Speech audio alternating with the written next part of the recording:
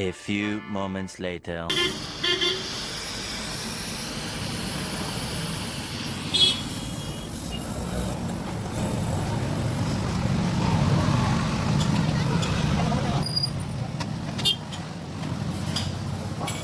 नाही नागेला पाटील नाही येईल